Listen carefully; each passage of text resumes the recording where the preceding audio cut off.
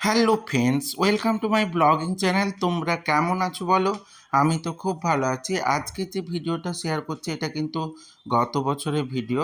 কারণ তোমাদের অনেকেরই কনফিউশন আছে যে কেমন ধরনের জন্মাষ্টমী পালন করব। তো আমার বাড়িতে কিন্তু জন্মাষ্টমী এবং নন্দোৎসব দুটোই কিন্তু খুব ধুমধাম করে পালন হয়। তো আজ এবছরে তো জন্মাষ্টমী এখনও হয়নি, তাই ভিডিওটা তোমাদের আগের বছরেই শেয়ার করলাম। তো প্রথমে আমাদের বাড়িতে দুজন গোপাল আছে, তো আর একজন বড় গোপাল আছে, তাকে পরে তোমাদের সঙ্গে আমি শেয়ার করব।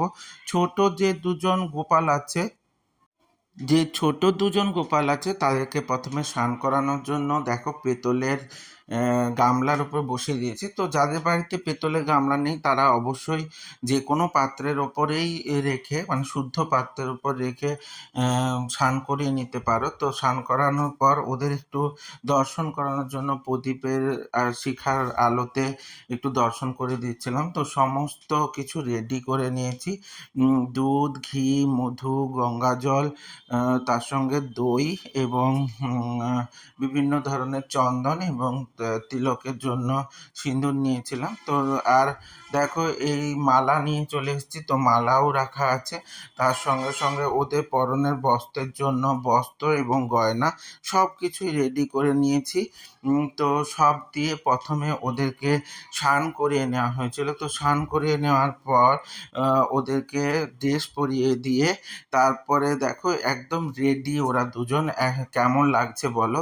তো ওদের দুজনের জন্য বাঁশিও দিয়ে দিতে হবে। তো বাঁশি তোমাদের অবশ্যই নিশ্চয়ই গোপাল যাদের বাড়িতে আছে তাদের বাড়িতে তো বাঁশি অবশ্যই আছে। তো ভোগ হিসেবে বিভিন্ন ভোগ হয়ে থাকে।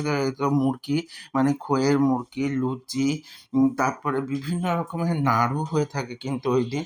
নারকেল নাড়ু, তিলের নাড়ু, তার সঙ্গে সঙ্গে চালের নাড়ু, তারপরে বিভিন্ন ধরনের ভাজা হয়ে থাকে। এটা দেখো মালপোয়া বানানো হয়েছিল, তারপরে বাদাম ভাজা, ছোলা ভাজা, তারপরে কাস্টার্ড রেডি করা হয়েছিল। তো কাস্টার্ডও দেওয়া হয় ওই দিন আমাদের বাড়িতে।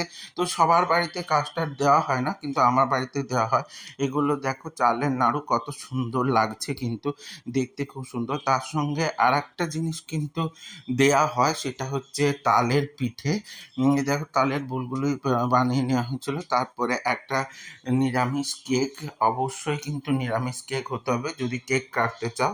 তারপরে দেখো সুজির বরফি কাটার জন্য সুজি, তারপর বাদাম ভাজা, তার সঙ্গে সঙ্গে মটর ভাজা, আটকলাই ভাজা। তো বিভিন্ন রকমের ভাজাও রেডি করে নেওয়া হয়েছিল। তার সঙ্গে যে এই আটকলাই দেখো এইগুলো তোমাদের বিভিন্ন জায়গায় পাওয়া যায়। তারপরে চাল ভাজা, বিভিন্ন ধরনের চকলেট, কারণ ওরা তো বাচ্চা, ওদের জন্য চকলেটটা কিন্তু খুব গুরুত্বপূর্ণ। তো সব সাজিয়ে দেওয়া হচ্ছে, এরকম করে পুজো করে নেবে একদম টাইম অনুযায়ী। তারপর বাড়িতে যে ছোট বাচ্চা থাকবে তাকে দিয়ে কেকটা কাটানোর চেষ্টা করো। তো আমার বাড়িতে কিন্তু আমার ছেলেই কেকটা কাটে। তো এইভাবে তোমরা পালন করতে পারো। আমার মনে হয় এইভাবে পালন করলেই তোমাদের বাড়ির গোপাল অবশ্যই তুষ্ট হবে। এইভাবে আমার সাথে জুড়ে থাকতে অবশ্যই লাইক, কমেন্ট, শেয়ার করে দিও। আর ইউটিউব থেকে দেখলে সাবস্ক্রাইব করে দিও এবং পাশে থাকা বেল আইকনটা ক্লিক করে দিও। সাথে থেকো। টাটা।